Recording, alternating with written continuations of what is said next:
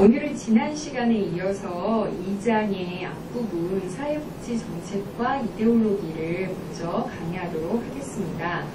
이 사회복지 정책과 이데올로기에서는 주로 이데올로기 얘기를 할 텐데, 여러분 이데올로기라고 하면 어려운 개념으로 받아들이기 쉬워요. 이데올로기는 사상입니다. 사상. 사회복지 정책이라는 거는 사회의 상을 반영을 해요. 사회복지 정책이 정말 완전한 발명품이 아니거든요. 사회를 반영한 발명품이라서 사회복지 정책은 진공 상태에서 만들어진 것이 아니라 당시 사회에서 만연해 있던, 사회에서 유행하던 사상적 흐름과 시대적 이념을 반영을 한 것입니다. 사회복지 정책과 이데올로기를 연결시킨 대표적인 학자가 조지와 윌딩이라는 학자입니다. 이 두 사람은 1985년과 1994년에 사회복지 정책과 이데올로기에 대한 책을 쓰면서 85년에는 이렇게 4개로 이데올로기를 사회복지 정책과 연관시켰고, 그 다음에 94년에는 이렇게 6개의 이데올로기를 사회복지 정책과 연관시켰어요. 사실 이 4개가 반집합주의, 소극적 집합주의, 페이비안 사회주의, 막시스트, 이게 1994년에 발표한 책의 신우파, 중도파, 사회민주주의, 막시즘과 상당히 비슷한 개념이고요. 1994년에는 1985년 저작에는 없었던 여성주의와 녹색주의까지도 포함시켰습니다. 그래서 앞으로 설명을 할 때 제가 반집합주의와 신우파, 소극적 집합주의와 중도파, 페이비안 사회주의와 사회민주주의, 막시스트와 막시즘을 같은 것으로 설명을 하고요. 그 다음에 여성주의와 녹색주의를 이어서 설명을 하도록 하겠습니다. 자, 여러분들 책 57페이지에 보시면 제가 지금 방금 말했던 이 얘기가 나옵니다. 그래서 막시즘, 페이비안 사회주의, 사회민주주의, 소극적 집합주의, 중도파, 반집합주의, 신우파. 제가 일부러 반집합주의와 신우파를 가장 오른쪽에 위치시켰고요. 막시즘을 가장 왼쪽에 위치시켰습니다. 우리가 요즘에 진영논리, 좌파, 우파, 좌빨, 우빨 이런 개념이 바로 여기서 비롯되는데, 왼쪽으로 갈수록 좌파 이념을 반영을 하고요. 오른쪽으로 갈수록 우파 이념을 반영을 합니다.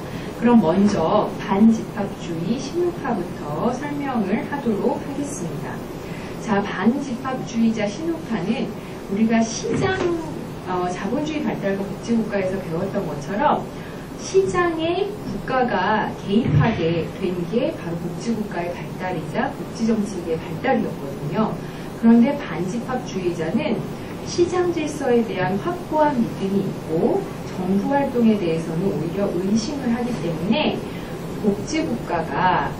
복지국가라는 개념 자체에 적대적입니다. 왜냐하면 복지국가라는 개념은 정부가 시장에 개입을 하는 거거든요. 그러니까 시장은 내버려 두고 정부가 개입하지 말아라 라는 이념이 바로 반집합주의 신우파 이념입니다.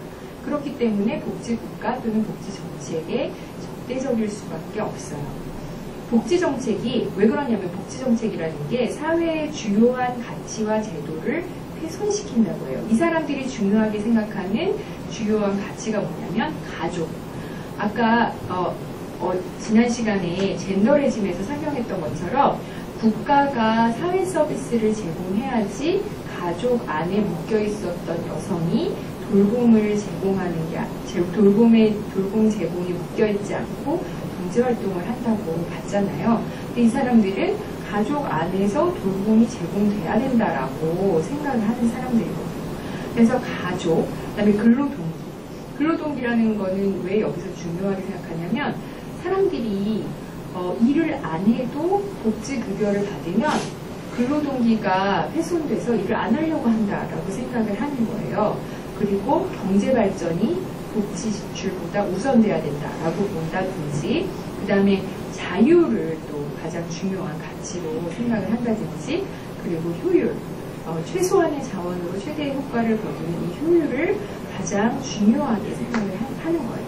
근데 복지정책이 들어서면서부터, 복지정책이 만들어지면서부터 이러한 가치들이 위협받고 훼손된다고 말을 하는 거죠. 그러면 국가는 어떤 역할을 해야 되느냐? 국가가 빈곤을 해소할 의무는 있지만 아주 최소한의 급여에만 해당이 된다. 정말 어쩔 수 없이 일을 못하는 사람들에게만 최소한으로 급여를 해야지 근로동기도 훼손되지 않고 개인의 자유나 효율도 최상으로 유지가 된다라는 거예요. 그리고 국가가 최소한의 의무교육만 하고 나머지 주택, 의료, 사회서비스 같은 거를 국가가 제공하는 것은 반대하는 것입니다. 그러니까 반집합주의자나 신우파는 복지국가의 적대적입니다. 두 번째로 아까 맨 우측에 있었던 게 여기서 맨 우측에 있었던 게 반집합주의 신우파잖아요.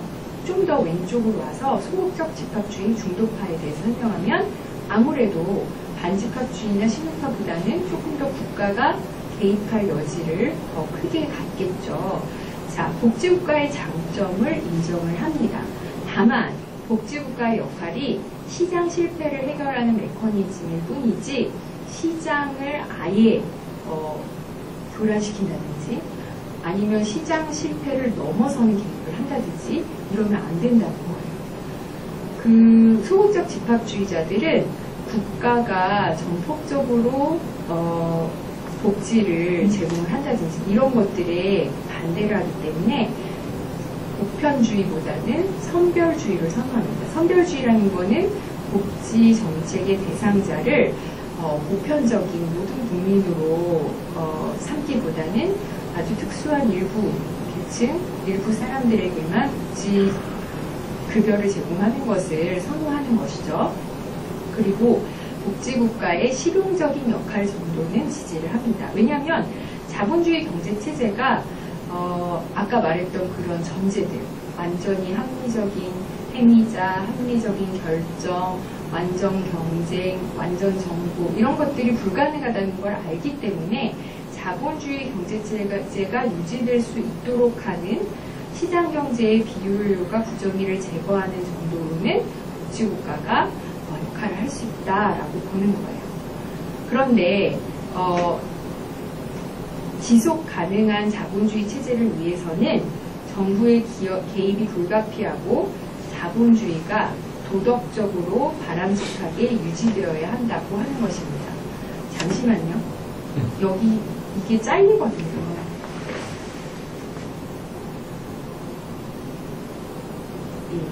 위에, 맨 위에 그 제목 조금 잘려도 되나요? 네, 조금. 다 나오셨으면. 잠시만요.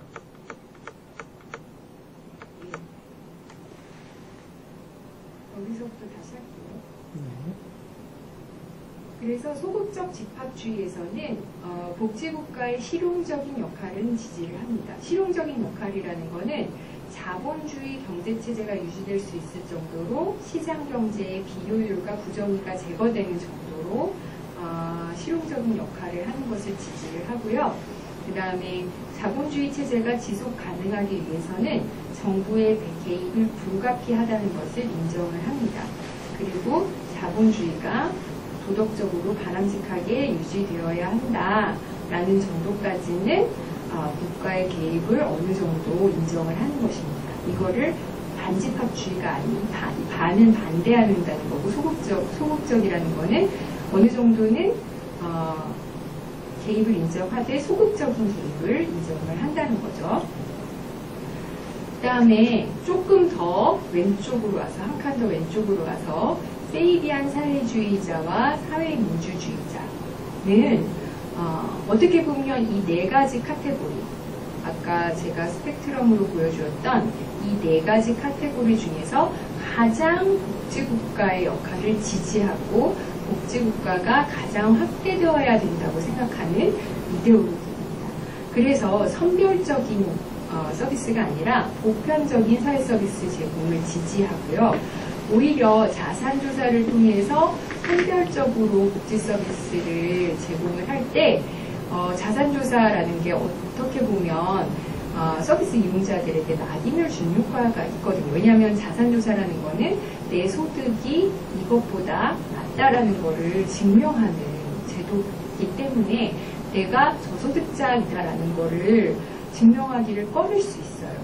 그래서 서비스 이용자들에게 낙인을 주는 이 자산조사 제도가 서비스 신청을 억제하고 서비스에 대한 수요를 제한하기 때문에 보편적인 사회서비스 제공을 지지합니다. 그리고 국가가 아까 반집합주의 같은 경우는 분무교육만 하면 된다.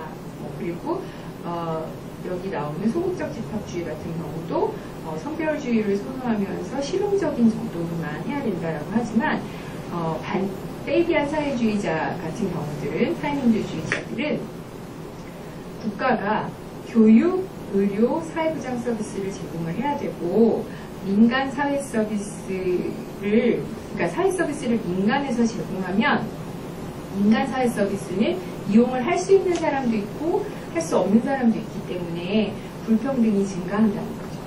그리고 이타주의와 연대감을 훼손시키고 결과적으로 민간에서 사회 서비스를 제공하면 당연히 공공 서비스가 약화되기 때문에 이거를 반대합니다.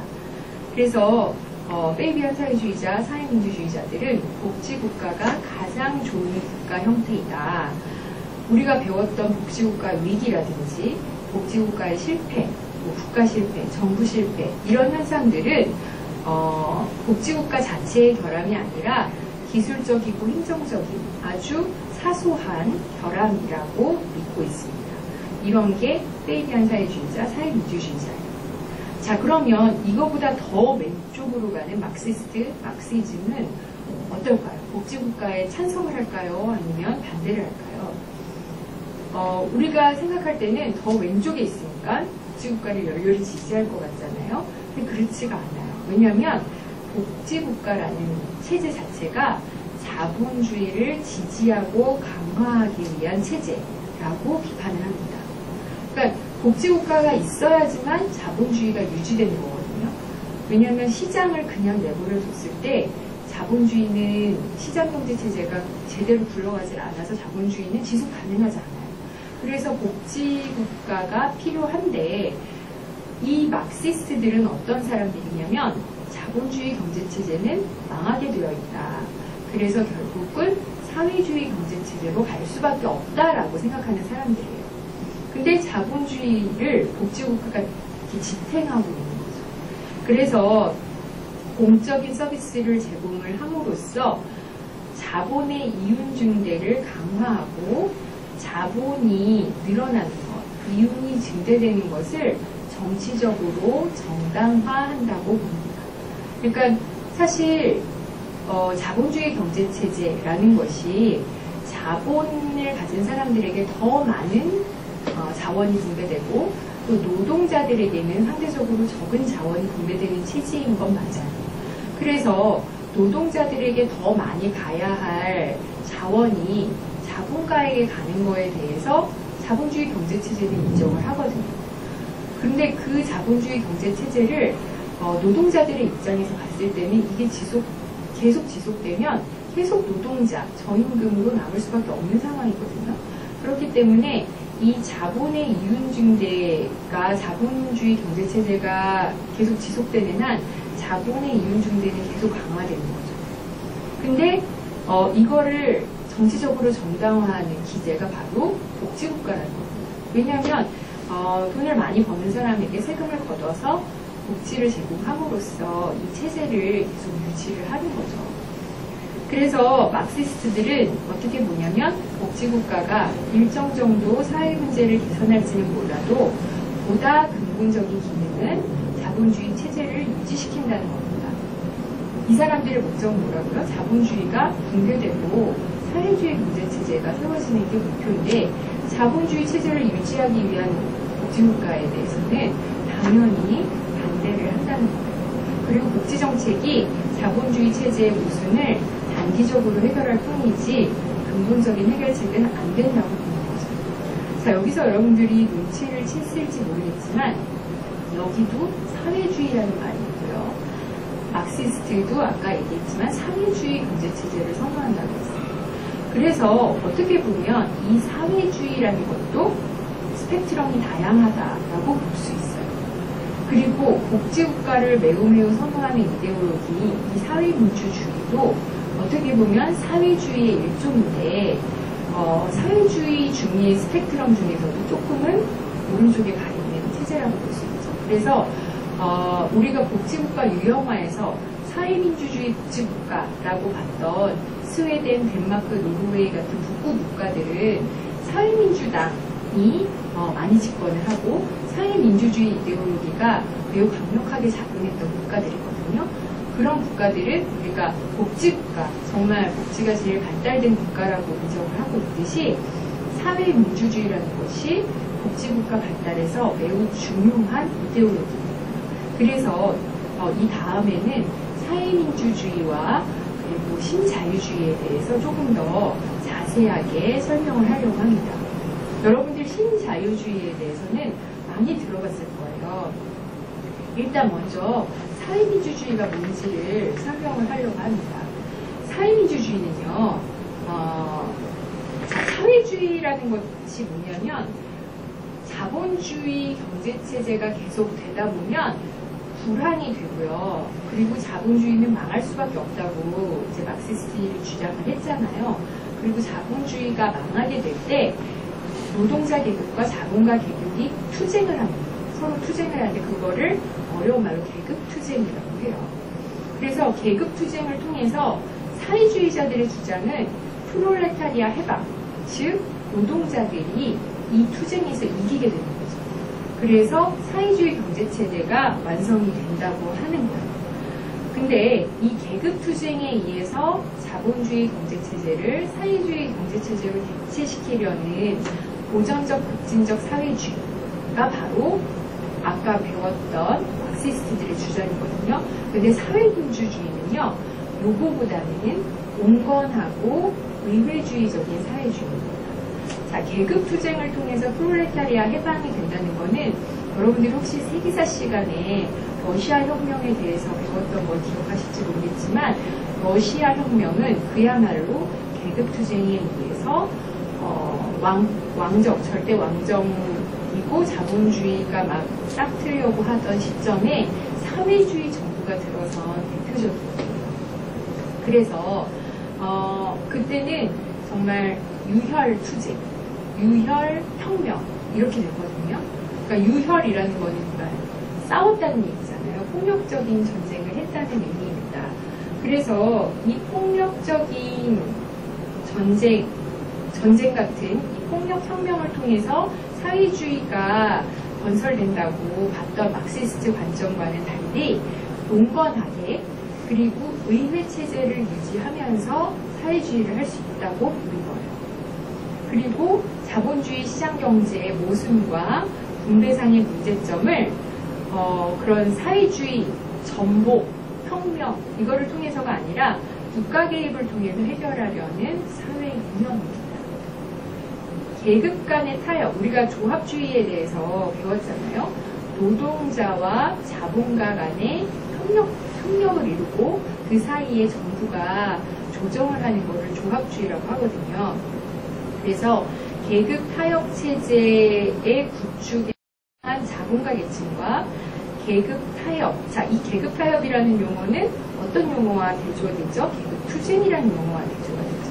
그래서 이 조합주의에서는 계급 투쟁이 아니라 계급 간의 타협 체제를 구축을 해요. 그래서 자본가 계층과 노조가 동반자적 사회적 동반자 관계를 수립을 하고 그 사이에 정부는 노사 간의 타협에서 조정자나 중재자 역할을 합니다. 그러니까 원래 막시스트가 주장했던 것처럼 노동자 계층이 자본주의를 무너뜨리기보다는 자본주의를 인정하면서 일종의 노동자와 자본가가 복지동맹을 이룩하려는 체제를 바로 이 조합주의 체제라고 해요. 그래서 사회민주주의는 어떻게 보면 사회주의의 일종이지만 계급투쟁을 통해서 혁명을 통해서 사회주의를 달성하려는 데 목적이 있는 게 아니라 온건하고 의회주의적으로 사회주의를 완성하고 그러기 위해서는 계급 간의 투쟁이 아니라 계급 간의 타협 체제 이거를 어려운 말로 조합주의라고 하는데, 이 조합주의 체제를 완성하는 것을 사회민주주의에서는 선호를 합니다. 그래서 사회민주주의가 어떻게 되냐면, 원래 사회주의는 소유권을 국유화하잖아요. 개인이 소유권을 가질 수가 없어요. 그런데 생산수단을 개인이 소유하는 것을 합법화하는 체제라고 볼 수 있습니다. 그 대신에 생산소득의 일부를 정당하게 사회에 기속하고 평등주의 또는 분배정의 사상에 따라서 사회 각 구성원에게 재분배를 하는 거죠. 그래서 생산을 통한 이득, 보통은 자본가는 이윤을 가져가게 되는데, 자본가가 이윤을 많이 가져가는 게 아니라 이윤의 일부를 많이 노동 쪽에 할애하게 되는 거죠.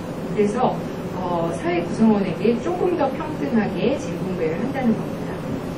그래서 복지국가는 모든 국민에게 인간다운 삶의 질을 보장하고 복지급여나 서비스를 통해서 경제성장과 사회적 투자를 촉진하고 사회통합을 가능하게 하는 체제로 보는 겁니다.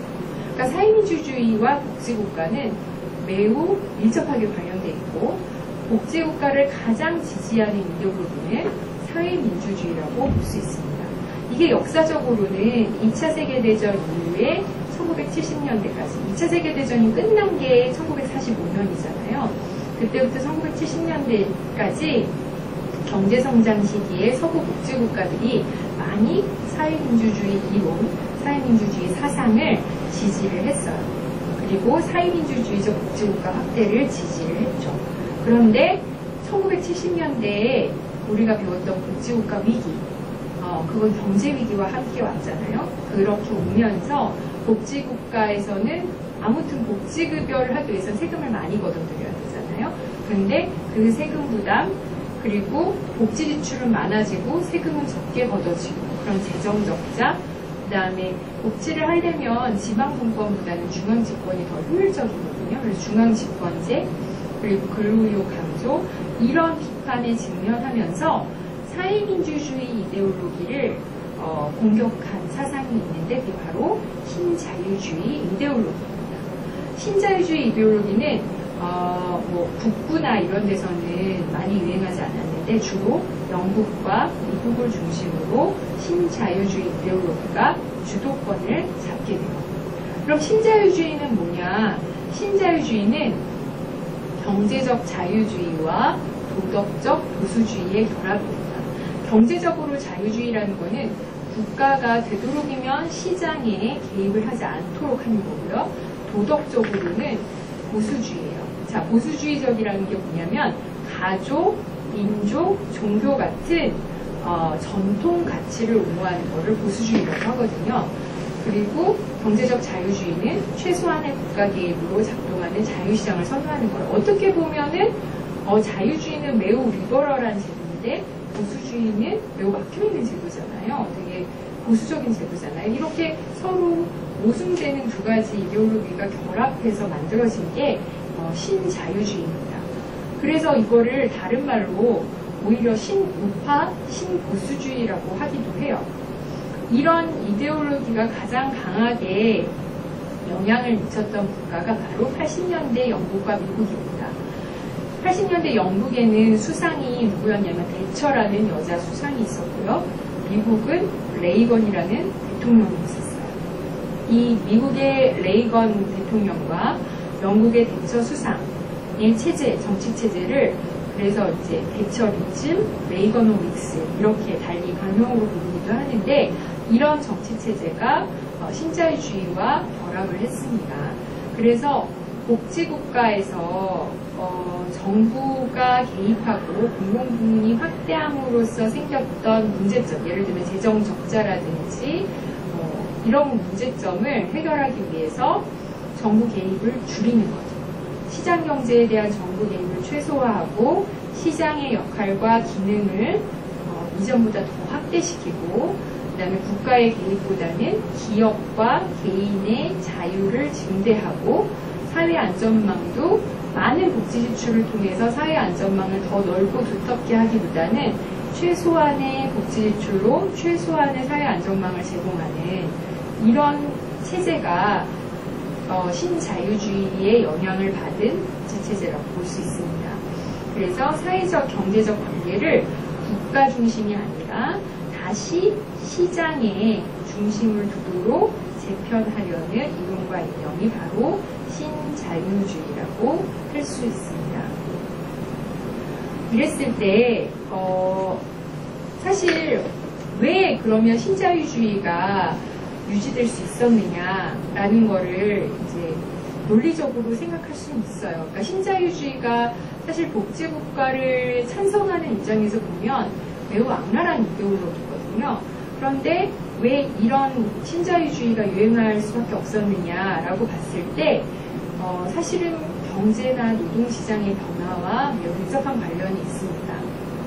기본적으로 복지국가 또는 사회민주주의를 기반으로 한 복지 확대는 전제 조건이 있어요. 뭐냐면 일단은 노동시장에서 실업률이 매우 낮아야 돼요. 실업률이 매우 낮은 거를 다른 말로 완전 고용이라고 하거든요. 그러니까 고용이 완전하게 이루어졌다. 그리고 복지 수준이 높다는 거는 재분배를 통해서 평등 수준이 상당 수준 이루어졌다. 그리고 기본적 요구 충족이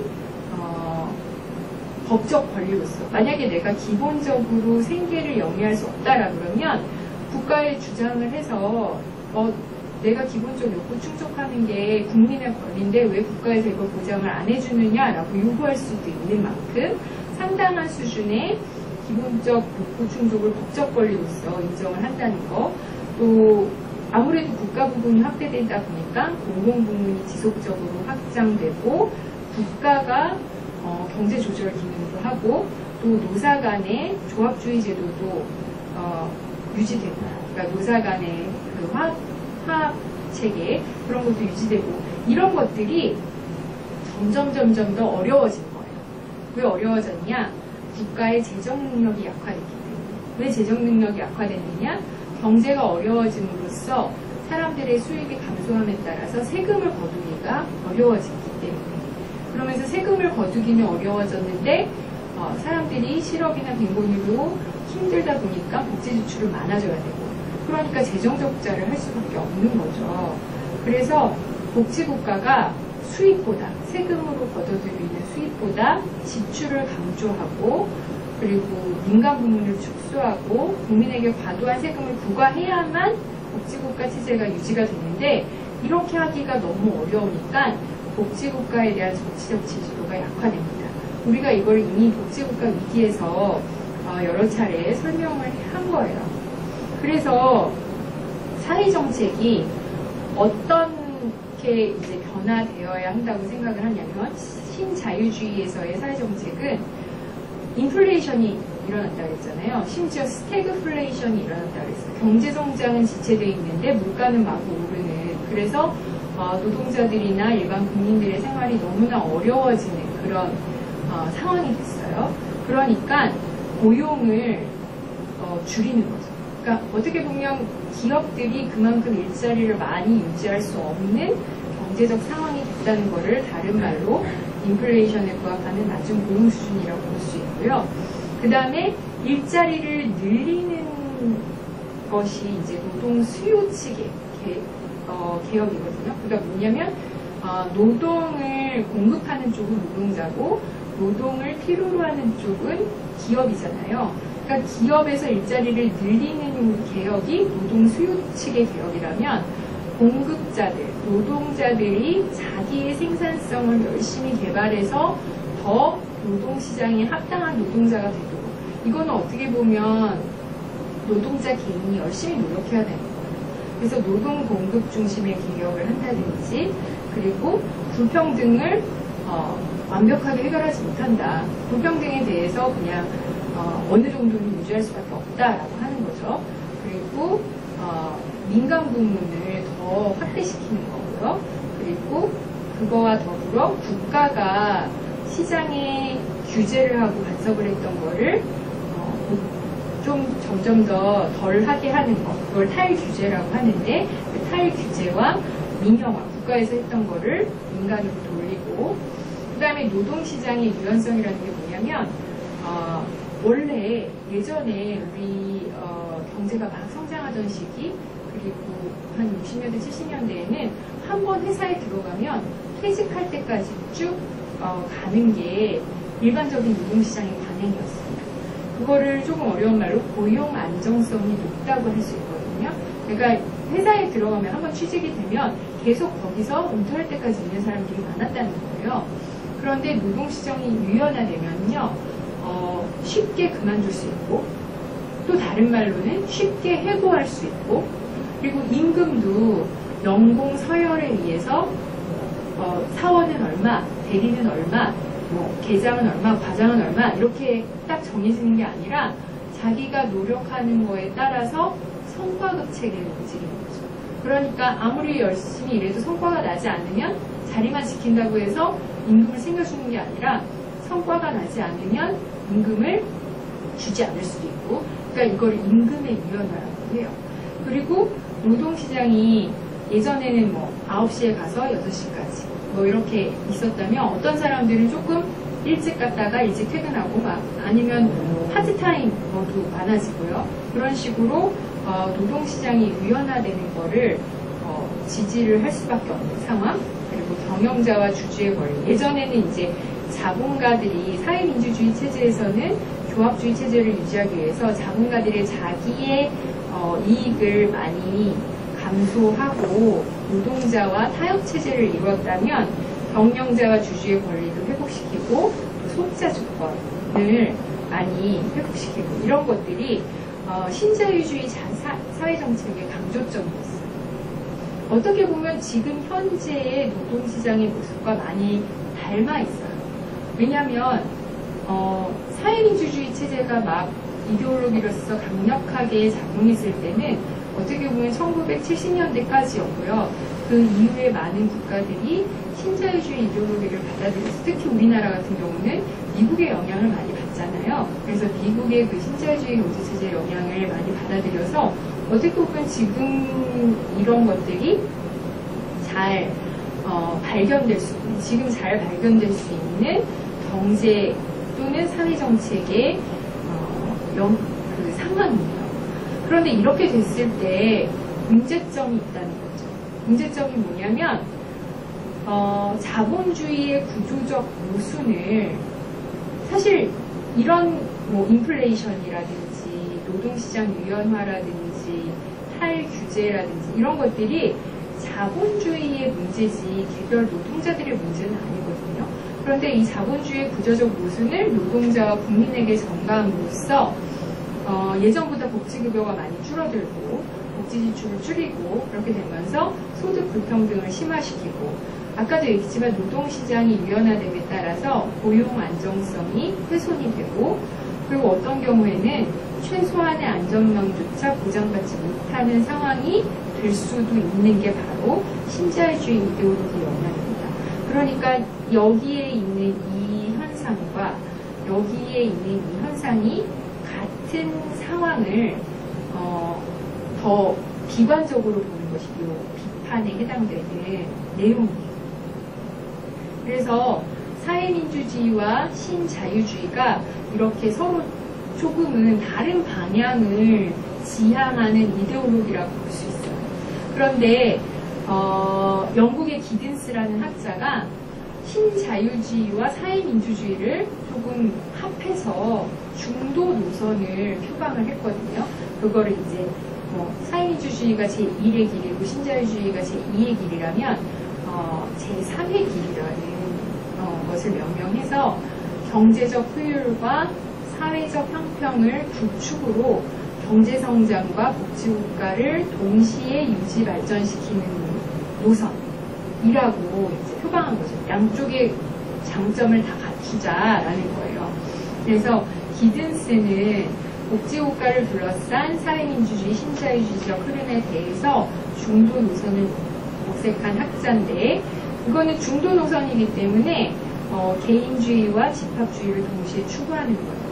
그래서 이 노선을 받아들였던 국가와 정치 지도자가 누구냐면 영국의 블레어라는 총리가 있었어요. 노동당 총리였, 노동당 교수였는데 영국의 블레어리즘, 그다음에 독일의 슈레더라는 이제 사람들이 새로운 중도 노선을 표방했었죠. 근데 이게 되게 이상적인 체제죠. 그죠? 이상적인 체제라서 사회민주주의와 신자주의의 장점을 고르게 지니고 있지만 그것이 근거가 부족하고 이렇게 해서 진짜 잘 되는 거야? 신자유주의와 사회민주주의가 진짜 잘 만날 수 있는 거야? 라는 근거가 부족하고 개념이 모호하다는 비판을 받습니다.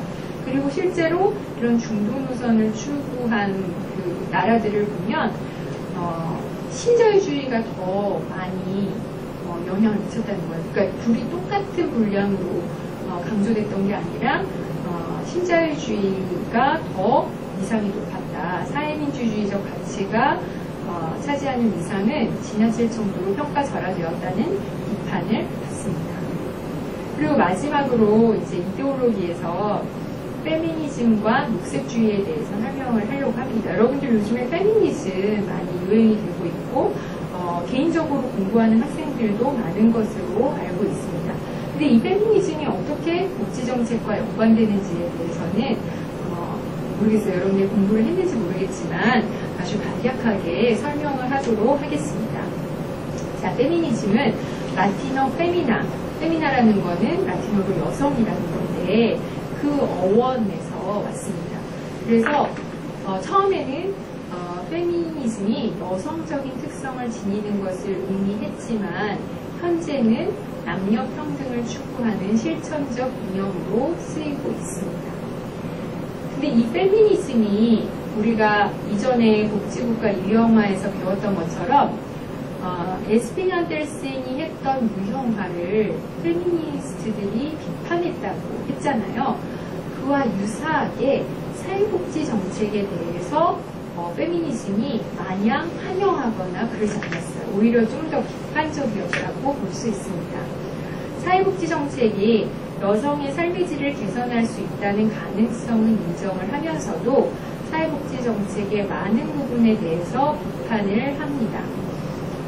예를 들면 출산이나 아동 양육이나 돌봄을 지원하는 정책은 여성의 돌봄 노동에 대한 보상을 제공하거나 노동시장 참여를 지원한다는 측면에서 여성의 삶의 질을 개선할 수 있어요. 그런 가능성은 인정을 하지만 기본적으로 사회복지 정책이 남성 생계부양자를 위한 사회 보험을 기본적 골격으로 한다는 그런 점에서 사회복지 정책을 비판했습니다. 우리 복지국가 유형화에서 배웠던 것처럼 남성 노동자들은 탈상품화를 통해서 사회복지 정책의 혜택을 볼 수 있지만 여성의 경우에는 탈상품화의 전제 조건인 상품화, 그러니까 노동시장에 참여하는 것 자체가 배제된 상황에서는 탈상품화의 혜택, 탈상품화라는 건 뭐를 통해서 가능하죠? 복지정책을 통해서 가능하잖아요. 이 복지정책의 혜택은 주로 남성 노동자에게 돌아간다는 거예요. 그러니까 여기서 말하는 이 페미니스트들이 비판하는 복지정책은 이제 남성 생계 부양자 중심의 사회보험 정책을 비판을 하는 것입니다. 그래서 이 사회복지 정책이 페미니스트를 보기에는 여성에게 유익할 수도 있지만 여성의 의존성과 성역할이라는 건 우리가 그전에도 얘기했지만 남성은 시장 노동을 하고 여성은 무급 노동을 하고 이런 성역할의 그 부분을 더 강화할 수도 있다고 우려를 합니다. 그래서 페미니즘은 사회복지 정책에 대해서 이런 영향을 미치고 있고요. 그 다음에 이 녹색주의라는 것은 어떻게 보면 환경주의라고도 하고 생태주의라고도 하는데 이 녹색주의가 어떻게 사회복지 정책과 관련 있는지를 설명하도록 하겠습니다. 이 녹색주의는 생태학적 사상을 기반으로 하는데요. 이 생태학적 사상은 그러니까 쉽게 말해서 국가의 정책이 현재의 인간만을 대상으로 하면 안 된다는 거죠. 현재의 인간뿐만이 아니라 미래의 인간까지도 고려를 해야 되고 현재의 인간뿐만이 아니라 현재의 인간이 아닌 생물에게도 좋은 영향을 미쳐야 된다는 얘기예요. 그러니까 왜냐면 왜 그러냐면 인간이 혼자서만 생태계를 구성할 수 없죠. 사실은 식물도 있어야 되고 동물도 있어야 되고 그런 자연과 공존하는 게 인간이라는 거예요. 그래서 상호 의존적으로 생태계를 구성하는 현재 인류뿐만이 아니라 물리적으로 의미 있는 모든 존재들, 즉 현재와 미래 세대의 인류, 또 인류가 아닌 동물이나 식물까지도 포함을 시켜야 된다는 거예요. 그런 관점에서 이 녹색주의는 선진 산업사회의 발전 방향에 대해서 비판을 합니다. 일단 산업화에 대해서 비판을 하는데 산업사회에서 지금까지 이루어온 경제성장, 소비 이게 바람직하지 않다는 거예요. 우리가 경제성장을 하면서 사실 플라스틱 같은 거 만든 것도 산업화를 통해서 가능했고요. 석유, 자원 이런 거, 석탄 자원 이런 것도 환경을 많이 파괴하는데 그것도 산업화에 되게 중요한 동력이었거든요. 그래서 산업사회에서 근본적으로 긍정적으로 보는 경제성장과 소비에 대해서 오히려 녹색주의는 비판을 합니다. 그리고 고도로 복합적인 대규모 과학기술을 사용하는 것에 대해서도 반대를 하고요. 산업사회의 탐욕적이고 극도로 개인주의적인 풍조에 대해서도 비판을 합니다. 여러분 이제 생태주의라든지 환경운동하는 사람들을 생각하면 이런 말들을 잘 떠올릴 잘 이해할 수 있을 거예요. 그리고 산업사회는 기본적으로 인간중심적이었다는 거죠. 인간의 생산성, 인간이 더 편리하게 살 수 있도록 발전시켜 왔지 그것들이 동식물과 같은 비인간 유기체에게 어떤 악영향을 미치는지에 대해서는 별로 생각하지 않았다는 거예요. 그러면 산업사회 문제를 해결하기 위한 복지국가에 대해서는 찬성을 하느냐? 아니에요. 복지국가에 대해서도 비판적인 태도를 견지를 합니다. 왜냐하면 사회복지정책이 사회 문제의 원인을 해결하기보다는 결과만을 다루고 있다. 예를 들어서 우리가 이제 사회 문제라고 하는 빈곤, 불평등 뭐 이런 것들을 주로 다루지 더 근본적인 범죄, 질병, 실업, 수질오염 이런 것들에 대해서는 별로 신경을 쓰지 않는다라고 주장을 하고요. 그 다음에 녹색주의의 핵심 요구 중에 하나는 경제성장률이나 소비율을 감소시키고 그러기 위해서는 공공복지 지출도 축소되어야 한다라는 거예요. 녹색주의가 강조하는 자립심은 복지 수급자들에게 권위적으로 복지를 공급하는 그런 게 아니라 자립심을 통해서 더 예를 들면 자연주의적으로 농산물을 생산한다든지 이런 거 생각하시면 될 것 같고요. 특히 의료 서비스 같은 게 이제 현대 복지국가에서 의료 서비스 혜택이 되게 중요한데 의료 서비스 같은 것들이 고도의 과학기술에 의존하고 있고 아까도 봤지만 고도로 복합적인 대규모 과학기술은 생태주의, 녹색주의에서 반대를 하고 있습니다. 그리고 대도시에 몰려있는 공장, 병원, 학교 같은 대규모 조직 단위를 통해서 많이 서비스가 제공이 되잖아요. 사회 서비스 같은 게 이런 대규모 조직 단위를 거부하기 때문에 사실상 복지국가에 대해서도 어느 정도는 비판적인 태도를 견지하는 게 녹색주의라고 할 수 있습니다. 자, 여기까지 이데올로기에 대해서 배웠고요. 이제는 발달 이론에 대해서 설명을 하도록 하겠습니다.